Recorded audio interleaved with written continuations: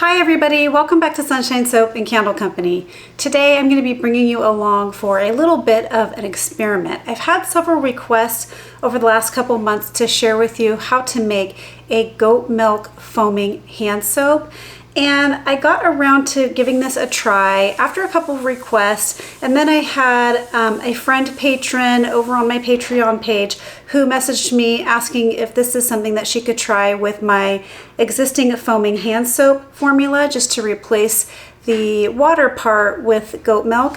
And I got curious about her process. Anyway, we've been kind of chatting and collaborating a little bit behind the scenes, and she had done a few oil swaps and changes, and she had success with a variation of my formula and some goat milk in the recipe as well. So I decided to give it a try myself, and my first go around was a fail, but I learned a lot from it. So I'm trying again to see if this will work. So I'm bringing you along for that process.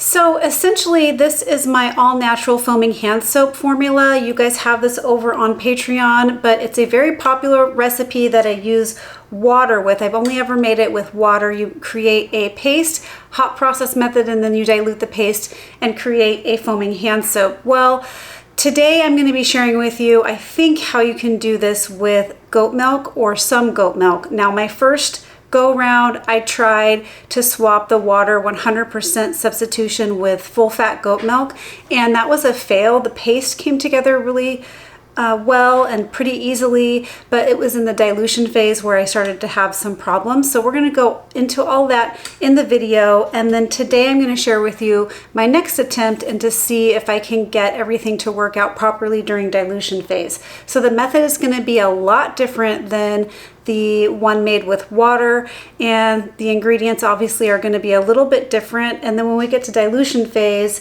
the ingredients are also going to be a little bit different ratios and such. Keep your fingers crossed that this experiment works. I'm really hoping that it does. If it does and everything stays stable, then I have successfully created a foaming goat milk hand soap for you guys, and that would be really exciting. If you haven't had a chance to check out my Patreon page, the link to it is in the description box below. There are so many formulas and tutorials to take advantage of over there. Just at the $5 level, you have access to almost everything that I've ever published. And at the $7 level, you have access to all formulas and tutorials over the last 7 years. There are literally hundreds of formulas and tutorials for you to take a look at and take advantage of in the hair care, skin care, candle making, soap making, household cleaning product areas. There really is something for everyone. And if you like goat milk formulas, I have a whole collection of goat milk formulas over there, which include bar soaps, liquid body washes, both surfactant based and KOH lye based, all natural ones. So I'm really hoping that you'll go and check it out. It's a great way to connect with me and other makers, and for the cost of less than your favorite cup of coffee, you have access to so many resources. So I hope that you'll click that link and check it out. It's a great way to support me and support this channel and help me to continue to do what I do best. All right, everyone, let's get started. All right, so as mentioned, this is a bit of an experiment. I've been getting lots of requests to share with you a foaming hand soap formula made with goat milk. Now, this is just my foaming hand soap hot process recipe made from scratch, but scaled way back, and we are going to be incorporating goat milk into this formula. Now, this is an experiment because I've been trying different ratios of goat milk to water. I tried a full goat milk replacement substitution for the water phase in the soap paste portion. So we're going to create the paste and then dilute the paste into a liquid soap. And when I used full goat milk to create the soap paste instead of water for my lye and water solution, it made it a good paste. I got a good paste. Everything appeared saponified, looked good.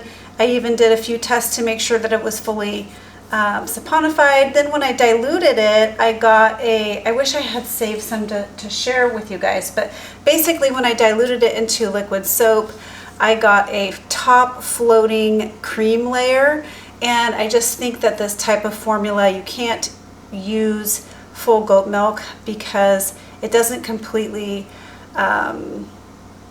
saponify. It reacts with the lye in a way that doesn't break it all the way down. That's the best way I can describe it. So I'm going to try today, and because usually when that happens in this type of formula, you can thicken your liquid soap, and so what it'll do to that separation is kind of suspend everything and make it appear more homogeneous. But because we need this to be water thin, we don't want to thicken it up at all. We don't want to do anything that's going to thicken it up. So we want everything to stay homogeneous as a thin liquid. So today I'm going to be experimenting with water and goat's milk. We're going to be using more water today than actual goat's milk to create the paste. And so I'm going to be taking you through that process. Fingers crossed this one works. So I'm putting on my goggles, my gloves, long sleeves. This is a very small batch because if it doesn't work, I don't want to waste a bunch of materials and supplies. This is everything's at room temperature. We are going to be doing this pretty much cold process to create the emulsion. Usually you guys see me cook my soap paste at a higher temperature and work with heat to get everything to trace. That just makes everything go a little bit quicker. So for goat's milk, we don't want to damage the properties of the goat milk, so I'm going to be putting this together cold process. Then I'm going to be heating it on a very low heat for several hours. So to this room temperature lye water solution, I'm going to be adding in a little bit of goat milk ice cubes. And this could heat up as I add the ice cubes in. Let me just weigh this out. I only need, okay, a few ounces here. All right, I'm going to start by just adding in one ice cube. This is just potassium hydroxide and distilled water. And again, everything is room temperature. I don't think it's going to warm up. I think it's actually just going to cool everything down. But from my research, I guess you should be prepared if you're adding it like this for the formula to warm back up. Okay, so the goat milk is now melted down, and as you can see, we have a nice and white looking solution now. This likely will turn tan as the goat milk reacts with the high pH changes that we're going to encounter here. Everything becomes very alkaline as it's turning into soap, and it causes a reaction with the goat's milk. So we just want to make sure we keep our temperatures nice and low. This is really cold right now, so we shouldn't have any issue with overheating or anything like that. In fact, as we blend these two together, again, this is a combination of coconut oil, sweet almond oil, sunflower oil, cocoa butter, castor oil, and then we have our distilled water, goat's milk, and potassium hydroxide, which I think is superior for liquid soap making. So I'm going to be adding this together. Because this is so cold, we probably are going to experience a little bit of a false trace. So you're going to see it thicken up right away. It's going to act like it's turning into a thick trace right away, and then it'll go thin. So I'll try to show you what that process looks like so you know to just keep blending through it.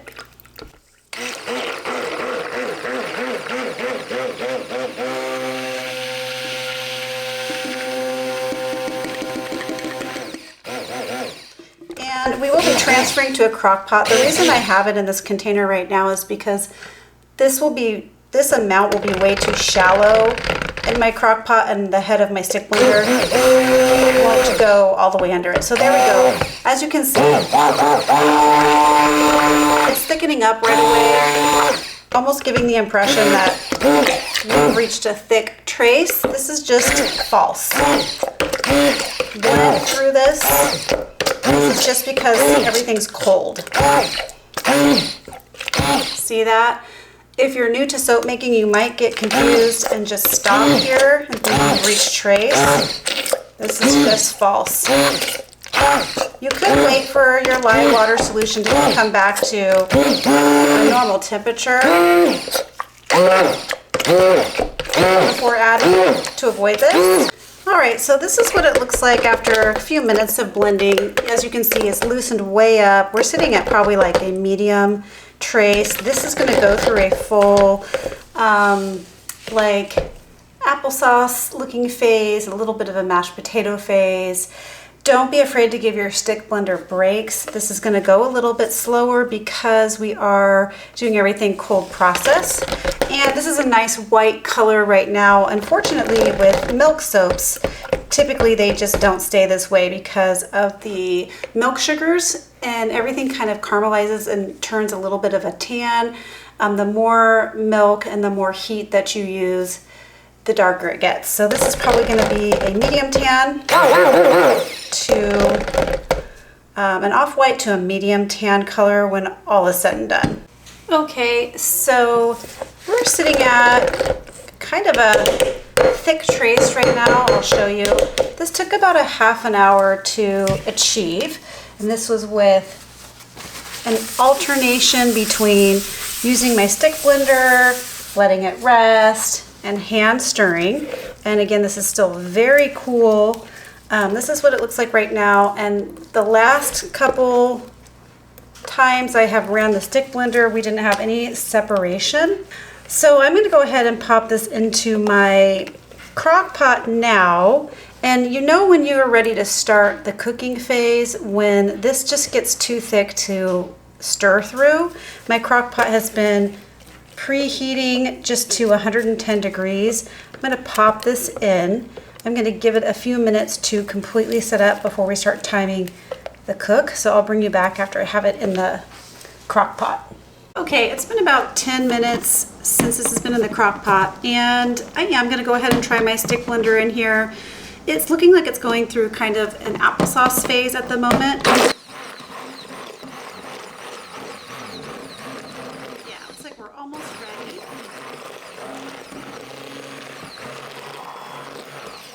Start thickening up now.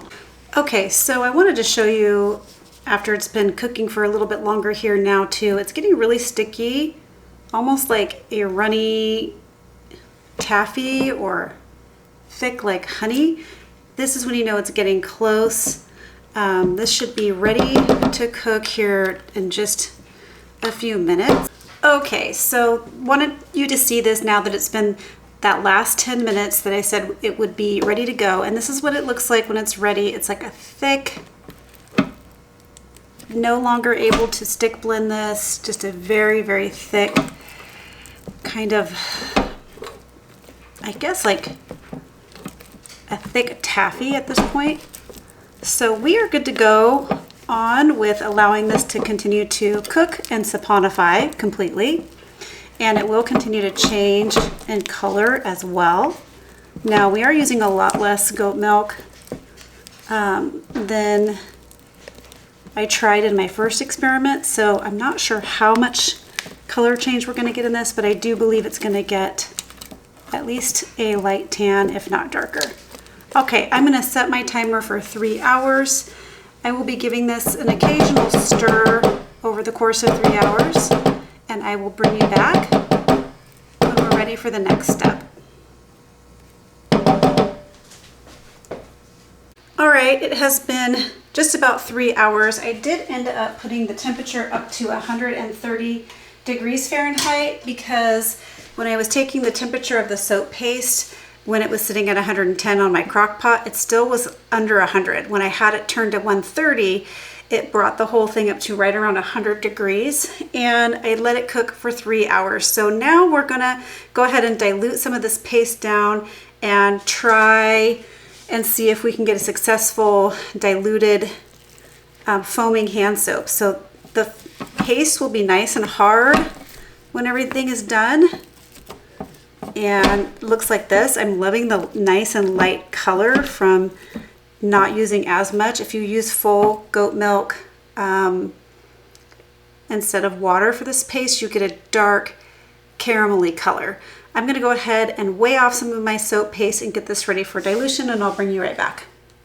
Okay, so I've got my soap paste all weighed out in here, and now I'm going to pour really hot, almost boiling distilled water right over the top.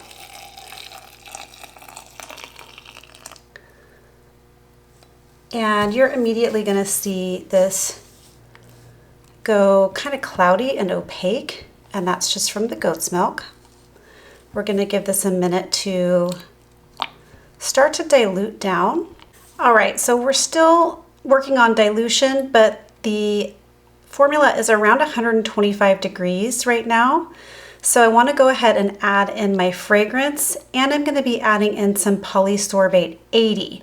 Now initially when I tried this with my full goat milk experiment, I tried poly 20 because I thought it would be a little thinner, and it did not successfully emulsify the floating cream layer. This time, instead of poly 20, I'm using polysorbate 80.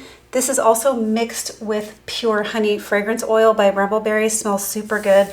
And the reason I'm using 80 this time instead of 20 is because 80 has stronger emulsifying properties, and it will emulsify oil in water. So even though this is not all the way diluted, I'm going to pour off some of it into here. I just want to make sure I'm getting everything in while the soap is still warm. Got a little chunk of soap paste in there. I'm just pre-blending a little bit of liquid soap in here. As you can see, it's turning white and emulsifying, which is what we want to see. So I'm doing this pre-blended. That way I'm picking up all of the poly 80 and fragrance off the bottom of this little container, getting it nice and mixed in really well before I mix it in back to the bigger batch here.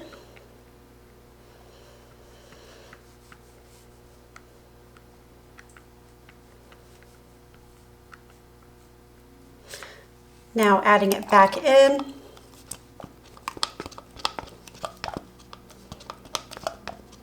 Making sure to pick up all the product off the bottom of this little container.